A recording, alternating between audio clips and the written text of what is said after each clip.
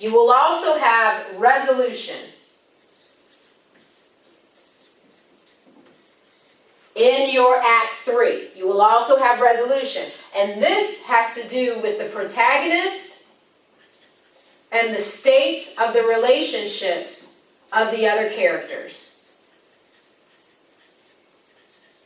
So this is answering the question for, did the protagonist, did our cop mend his relationship with his wife? Did our priest mend his relationship with his mother? In most traditional films, at the last fall, The Dark Night of the Soul, the cop's wife was maybe shot, but she didn't die. That's sort of the classic way to do it. And so oftentimes the classic way is to resolve the relationship as he does mend his relationship with his wife. Resolving the relationship doesn't always mean that it's going to be a mending. The relationship may remain unmended, but that's the end of it. That's how it was resolved, with a divorce, with us going our separate ways. That is the resolution. Resolution doesn't mean mending. Resolution simply means this is how this ended. So this ended either with the marriage continuing or it ended with divorce. Both of those are resolution. One is a mended resolution, one is an unmended resolution. You can do either. You have the freedom of doing either. The thing that you want to do in a strong story is say which one it was that happened. A mended resolution or an unmended resolution. Just like in your conclusion, you can either have the character achieve the goal or not have the character achieve the goal. What you do in the story is convey how the protagonist feels about it. So the same thing with the resolution. It's either a mended relationship or it's not a mended relationship. How does the protagonist feel about the unmended relationship? You may also have, because of how sophisticated the audiences are right now, you may have at the last fall that the wife is actually killed, that she does actually die at the hands of the antagonist. And that we can see a really strong example. A lot of times Robert McKee will say that that's just going to be in, this is a moment where I disagree with Robert McKee. This is just an independent film, and this filmmaker's trying to be different, or this filmmaker's trying to avoid the classic structure, which is the best structure. That's not always the case, and that certainly isn't always relegated to the world of independent filmmakers. Commercial filmmakers will do something like this also. Christopher Nolan being a fantastic example of that. He has Rachel, the love interest of Batman, die. That death happens. It's not just threatened, and it's not just nearly happened. She's not just grazed. She actually dies. And our character, Batman, does go through a dark night of the soul when that happens. And that means that his resolution between Rachel is an unmended one. He never got to actually mend that relationship. It's still resolved, though.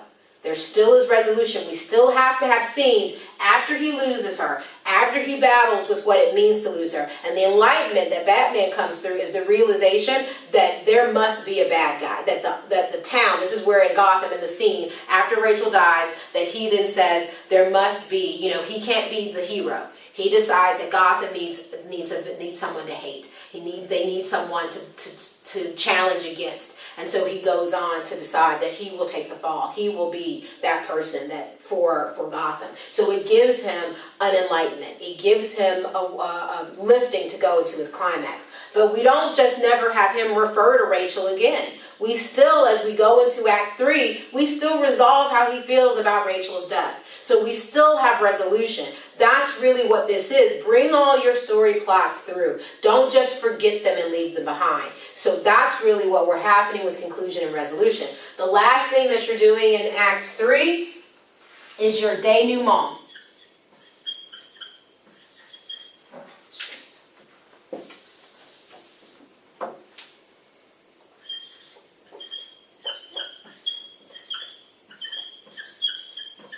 This is a borrowed French term, which is why it may sound somewhat odd for most of you. Denouement is how it's pronounced, and how filmmakers talk about it. The denouement of the film is all that has transpired. We're now looking at everything that's happened and asking, what does it all mean? All that has transpired and what it all means. This is kind of like the moment for the audience where they're starting to come off of this entire story that they've been told, and if you've told it well and if you've crafted it well, they are not going to have a moment of, well, so what?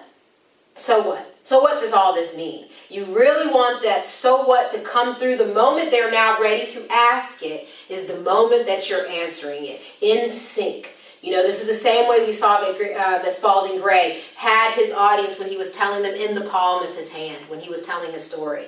So we want that same thing. Now that our audience is ready for this sort of the statement of all that has transpired, now that they're asking what it all means, we want to give them what it all means. So denouement is all that has transpired.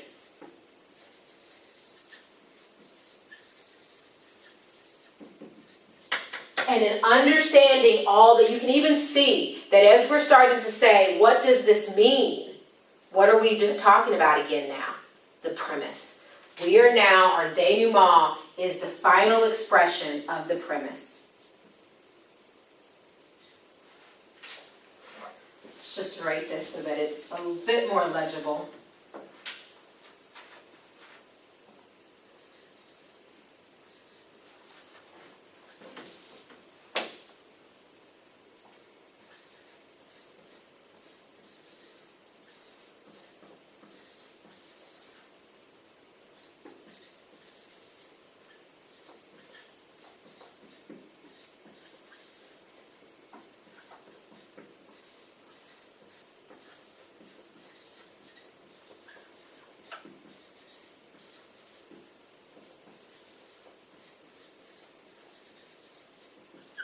So in it being the final expression of the premise, in the denouement being that, it is usually an image.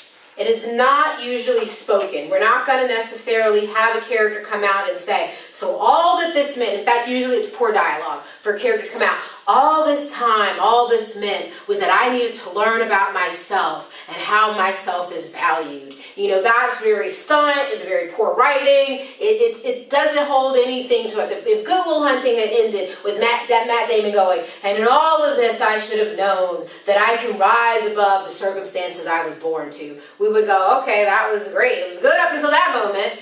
What we want in this final expression of the premise is usually an image. For that film, they had a few scenes that expressed this denouement. One of them being Ben Affleck going to Matt Damon's house, and Matt Damon wasn't there. And that tied in with your premise. You're picking up all the other moments throughout your story that you laid down your premise. And one moment that you laid down your premise here was when you had a dialogue in Good Will Hunting of the character, the protagonist, deciding whether he was going to accept the call to action or not. Then we have other dialogue in Backstory in which he's talking about different things that affect him. And in all these dialogues, we have one in which Ben Affleck, his best friend, says to him, you know, I want to come to your house and you're not there. And that means that he wants to see that his friend got out. He wants to see that his friend made it to a better place. That his friend doesn't follow in this same rat race that they've been playing in day after day and what Ben Affleck believes he will die in, but his friend has talent to where he won't die in this. And so he tells him, well, come to your house every day, and every day I pick you up, and every day we do X, Y, and Z. One day I want to come to your house, and I want you not to be there. And we have that in the final scene, in a final expression of our premise. Ben Affleck does go to Matt Damon's house, and he is not there. We see it in expression. We see it in action. Again, drama is action. We want to be visual filmmakers because we're dealing with motion picture. So it's visual. So oftentimes you're going to express your denouement. You're going to talk about all that has transpired. Because in that scene, Ben Affleck is going, after all that has transpired, my friend has gotten out. And we see it in an image. We can, when you're really strong at screenwriting, you can do it in dialogue. Orson Welles' film Citizen Kane, written out by Orson Welles and Malachowski, is a strong screenplay that has strong dialogue. And in it, for their denouement, they do actually have the premise expressed in dialogue. In that story, you have a reporter who is set out to find what makes Citizen Kane tick. What makes this guy who he is. And as he tries to interview different people who knew him, he's never really gets to the core. The man died, Kane died, whispering the words Rosebud. So our reporter reporter tries to find the meaning of Rosebud. When he comes to the end after all the interviews that he's done, he's now at Xanadu at Cain's house, at his estate, and all the things that are not being of value and put back into museums, these expensive things that wealthy people tend to collect and then end up for our benefit in a museum or in a library, then that's what's happening. They're throwing away the things that aren't of that value. And the reporters all asked, the one reporter that was set out to find it, did you ever find the meaning of this guy's life? Did you ever find what Rosebud meant? And he says, no, I didn't. Again, character did not achieve objective. So here we have a conclusion in which the character did not achieve his objective. What's important? How does he feel about it? What does he think about it? So in the denouement dialogue, he's actually being asked, over all that has transpired, all these interviews, all these people you talked about, this history that you delved into this person, Cain's life, what did it all mean? Did you ever find what Rosebud meant? And the character, again, you have subtext. So the subtext of what is Rosebud is what makes Cain tick. That's the subtext. We finally are getting in our Act 3 where our subtext is becoming our text. They ask him the subtextual question, what does Rosebud mean? He asked by bringing everything that was in subtext up into text by saying, I never found out what it meant. But you know what? Maybe we can't find out what makes a man tick. Maybe you can never really know the inner workings of a man. Maybe that's for that man to own and that man to know. The filmmaker then follows up that dialogue, which reveals our premise, a final expression of the premise. He follows up that dialogue with two images. One image, again, expressing premise through image. So we've seen how he's expressed the premise through dialogue. Now he's going to express the premise through image. We see what Rosebud means. We see it on a sled that's being burned. So we now know as the audience that Rosebud links into his childhood, a sled, a toy that he had as a little boy. We also know that no one other else besides the audience will ever know that. All the characters in the story will never know what Rosebud meant. It backs up the dialogue where the reporter says, you may never be able to know what's on the inside of a man, what makes a man tick.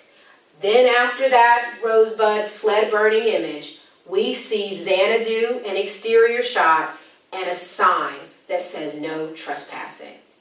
A final expression of the premise. You can't get inside. You can't trespass inside the heart of a man. And so that's where, or a person, a woman as well, but that is where your denouement is active. That is how you're executing and achieving your denouement. That's the final thing. Your final part of your Act 3 is expressing your denouement. So just as you started with an image that was your premise, you're ending with an image that is the final expression of your premise. And this is the completion of the 3-act structure.